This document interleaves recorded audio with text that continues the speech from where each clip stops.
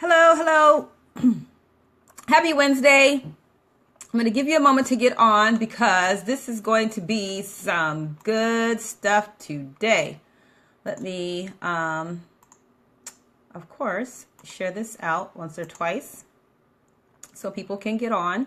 And if you're watching the recording, feel free to skip ahead a minute or so to get to the content. I kind of got notes scribbled everywhere because this is, it's a lot. Okay. So, yeah, it's a lot. Good morning, Winetta. Okay. So first, I want to welcome you to the Daily Revision Morning Show. My name is Lysandra Everett, and I am here Monday through Friday, 9 o'clock-ish. When you tune into my show, you're going to hear about various topics, mainly tax topics, as I am a tax professional. Happy Women's Day. Absolutely. And we're going to hear about life, business, and things, just overall things that affect our lives. And this is one of them today. So I want to talk about the proposed plan to repeal and replace the Affordable Care Act. For those of you that don't know, it is also the same thing as Obamacare, okay? The proper name is the Affordable Care Act, but they wanted to attach President Obama's name to it. Okay, fantastic. All right. So let's talk about it. I mean, there is a lot that is in this plan. I actually started reading it last night before I went to bed and actually had to finish reading it this morning because there is a lot. But I want to cover some main points that I believe are important and just share with you some things. Hold on a second because I'm missing a printout, I think. Hold on a second. I did not print it out, but I will put it up on my screen so I can have my notes. Okay. So I would just want to cover some main things that I believe are, just relevant. Okay. So with this new plan, one of the main things is that the employer and individual mandates are eliminated. Well, it's actually what's eliminated are the penalties. So one of the things with the Affordable Care Act is if you were under a certain income, then you were not required to carry health insurance. But over a certain income, there was a requirement to have health insurance. And if you did not have health insurance, then you would pay a penalty at tax time. Okay. That made a lot of people angry. So the intent of the law was to get more people to get health insurance, but it wound up being cheaper for people to just pay the penalty. Okay. So with the new plan that is being proposed is that penalty would be eliminated. That's not going to make people go buy health insurance. Okay. So at least at one point there was some sort of penalty. Now there will be no penalty. There's no penalty, no mandate. So therefore I feel that if I am healthy, therefore I should not have to buy health insurance if I don't want to. Okay. Another thing that's changing is the essential health benefit rules will be repealed. Now, and I'm going to read this to you the way this is read, way this was written. As of December 31st, 2019, the Affordable Care Act rules that required qualified health plans to provide hospitalization, maternity care, mental health services, and other benefits would be sunsetted at the federal level. States would have the authority to set them instead. The impact on private non-Medicaid plans would therefore vary by state. If a state removes maternity benefits, for example, that's likely to make maternity coverage, among other services, immensely expensive if available at all. Now, it's funny that they mentioned maternity coverage, and let me explain why. Because one of the things that we are still, fighting for is, maternity care, like maternity benefits. So, for instance, right now, no company is required to give, or provide paid medical paid maternity leave. And the emphasis is still on maternity, not parental leave, maternity leave. So one of the changes that I saw was for maternity care, for that to be a married woman who has given birth. So if you are a single woman who has given birth, if you are an adoptive parent that has a new kid, if you are a same-sex couple that has a new kid, you might not get any of these benefits at all. All right. And so with this essential health rules, with that being repealed, if states say, okay, well, we don't want to provide maternity insurance, maternity care, or anything, then guess what, families? Then you might not have any maternity benefits at all. Companies are already not required to pay you on maternity leave. So if you don't save up, if you don't have some type of insurance that's going to provide an income while you're on maternity leave caring for your child, this could present a real problem. Okay. So the essential health benefits rule repealed.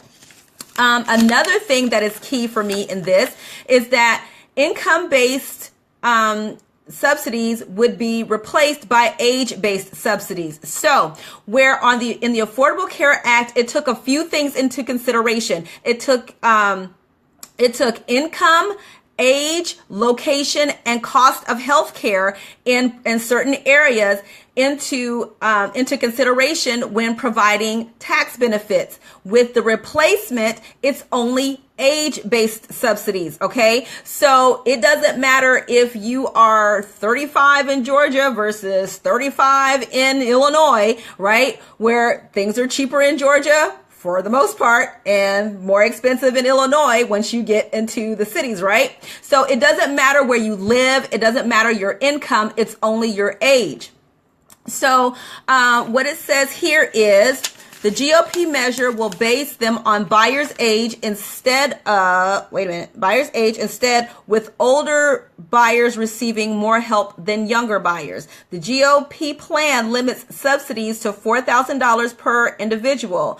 Under the ACA, which also keys subsidies to the cost benchmark insurance plans in the buyer's home market, which is location, the subsidies theoretically could be several times higher. No family could receive more than $14,000 in subsidies, and no more than 5 family members could be eligible for subsidies. So nuts and bolts is there's going to be some winners and some losers, but it's not multifactional. It's not something that is looking at more than one metric. It's just based on age. And there is an interactive map, and I think it's the Kaiser Family Foundation that actually has this interactive map where you can go and push a button and you can click on the area in which you live, to find out how the proposed changes would affect your health care. All right. The next thing is the Medicaid expansion would be killed. As of December 31st, 2019, the Medicaid expansion is repealed. Traditional Medicaid will be block granted, a system almost certain to result in less federal funding for the joint state federal program than it would have received over time. So it's going to get less money. The neediest and sickest Americans will increasingly be on their own as the states get less federal help to provide them with medical services. Okay. Now, the other thing is that the Obamacare's, the Affordable Care Act's taxes are repealed. So where wealthier people were taxed as a way to help pay for the Affordable Care Act, those taxes are going to be repealed. So that's already going to be a huge tax cut, at least.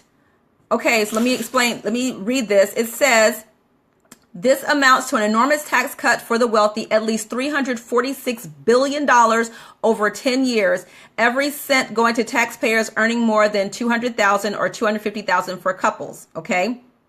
This proposal would sharply raise the limits on contributions to tax-advantaged health savings accounts. Okay, so let's talk about the health savings accounts for a minute. The health savings accounts, are they good? Sure, because you can save for your tax save for your tax. You can save for your health care tax free. However, it is based on, and what the proposal is, that you would be able to put aside in your health savings account up to the amount of your out-of-pocket expenditure. And with the thought that you would have lower premiums. So you would have lower premiums, which is supposed to be cheaper premiums, and you would have additional or excess money to put in your health savings account. But how does this really work? Okay, so let's just say, for instance, that your out of pocket, your deductible is $5,000. Well, you have to be able to set aside $5,000 tax free in order to pay for your deductible and anything that counts towards your deductible, like prescriptions and that kind of thing. Okay. So that is going to require some expendable cash. So the way this looks is, if you are a lower income person, if you don't have that excess cash, you're going to be paying premiums for insurance that you really can't use. Right? Because if you don't have the money to set aside for your health care to put into your health savings account, and you're paying premiums but you can't pay the deductible, then if you can't pay the deductible, then how are you going to use the insurance? Right? So while they talk about, everyone having access to health care, that word access can be kind of double-sided, right? Because I heard one news person explain it. Everybody has access to buy a BMW, right? Everybody has access to do that. There is nothing that is stopping me from going to buy a BMW. However, if I can't afford the BMW, then I'm not going to buy the BMW, right? So with the health plan, you might have access to health insurance, but if you can't use the insurance that you pay for, how does that help, right? Okay, so now, here's some other stuff that's not being highly reported that affects this whole thing. Why this is not big news, I don't know. Okay, so here's the deal. One of the things that the Republicans have said, and this is not anything against Republicans or for Democrats, but one of the things that Republicans have said is that insurance companies were pulling out of the healthcare exchange because they were losing money. Good morning for everybody that just popped on. Hey, little sister. That insurance companies were pulling out of the exchange because they were losing money. Okay, now this is where it gets really interesting. Okay.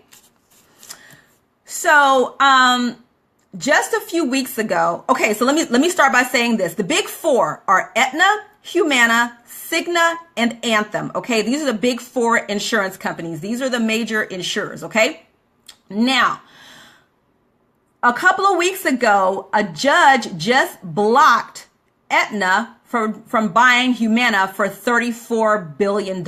A judge blocked it. Now, what Aetna did, Aetna pulled out of areas that was competing with Humana. This chairman, what is his name? Bertolini. Bertolini said that they were pulling out of the exchange because they were losing money. No, they were pulling out of the exchange because they were removing themselves from places where they were competing with Humana in order to buy Humana. Okay, so that was one thing. And then not too long ago, Cigna tried to buy Anthem, and a judge blocked that. Now, one of the things that the Republicans said is that, that Aetna, the healthcare companies were pulling out of the exchanges because they were losing money and creating monopolies. No, that is not what is creating monopolies. What is creating a monopoly is when you've got one large insurer trying to buy another one. Because had Aetna bought Humana, which they are still trying to do, even though right now Aetna owes Humana about $1 billion for scrapping this deal, right?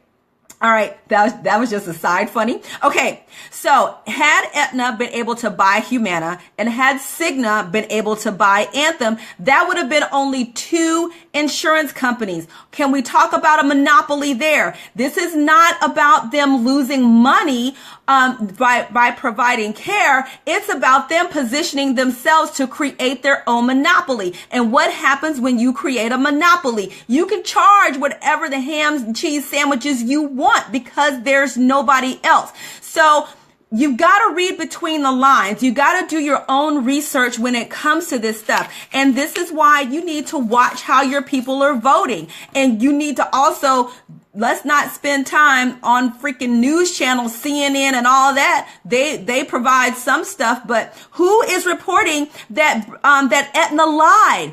Aetna lied. They said they were losing money. And this is the whole foundation on this whole repeal and replace thing. Okay.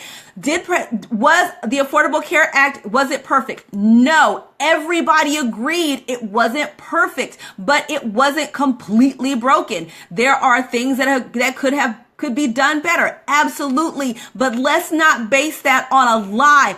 $34 billion was at stake here for Aetna to buy Humana. If that had happened alone, then 4 companies would have become 3. So, so when it comes down to our healthcare, listen to me. I don't care whose side that you're on. There's going to be winners. There's going to be losers. That's just the way it is. Okay. Go find, if you Google the Kaiser Family Foundation interactive healthcare map or something like that, you can click the area in which you live to find out how these proposals would affect you.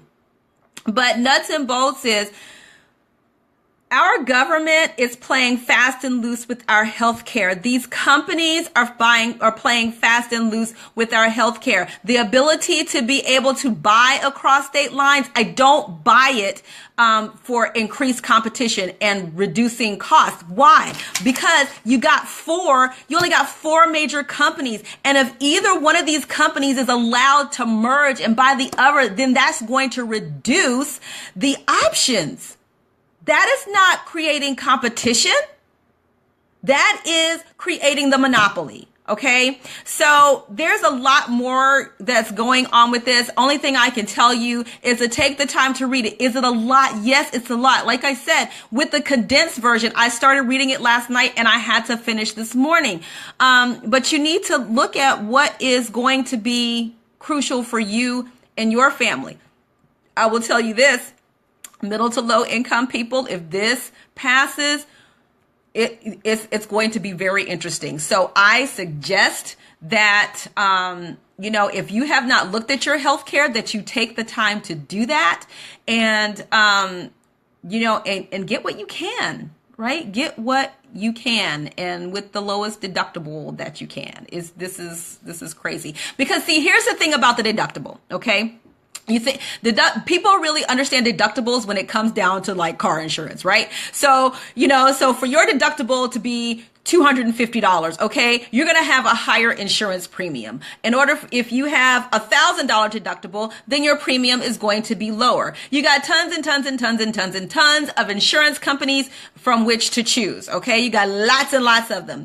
But when it comes down to your health insurance, okay, again, the health savings plan is designed to where you're supposed to have lower affordable premiums and use that other money to contribute to your health savings account. But if your deductible is so high that you can't save for that, then you're paying for health insurance that you can't use. So this whole thing about, American people being able to buy the health insurance that they want, I don't buy it. With this proposal, I don't buy it because it's going to be whatever they can afford. It's not going to be what they want. It's what people can afford. So if only thing you can do is cover a fingernail, I don't know what good that's going to do anybody. So, okay. So I know that was a lot. I hope you learned something. Keep an eye on this. And really, this is the time to really be watching our legislators, Republicans, Democrats, Independents, Libertarians, Green parties, whoever. I don't care who your party is. You need to watch your elected officials. If they do what's not in your best interest come 2018, vote their butts out of office. That is what you do. That is how you speak out against, with them not doing what they're supposed to do. My representative, I know who my representative is in Congress, and you best believe I'm looking to see how he votes on this repeal and replace type thing. Okay. So I've gone on about this long enough. I really hope this helps you out. Make sure you hit my live notifications so you don't miss anything. Share this if you really got some good stuff, okay? And also want to invite you to join me on the Winning Women Network midday activation call at noon Eastern time. The dial-in number is 425-209-1919, okay? That's it for me, you guys. Have a fantastic day. I'll see you next time. Bye.